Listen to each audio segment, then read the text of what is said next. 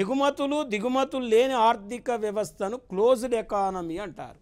అంటే తెలుగులో మనకు క్లోజ్డ్ ఎకానమీని ఎలా అడుగుతారంటే, క్లోజ్డ్ ఎకానమీ అంటే బంధించబడిన ఆర్థిక వ్యవస్థ కాదు, మూతబడిన ఆర్థిక వ్యవస్థ కాదు.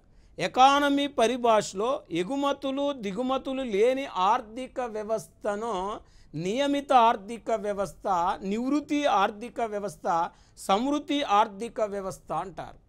ఇవాళ ప్రపంచంలో ఎక్కడ కూడా క్లోజ్డ్ ఎకానమీ అనేది లేదు.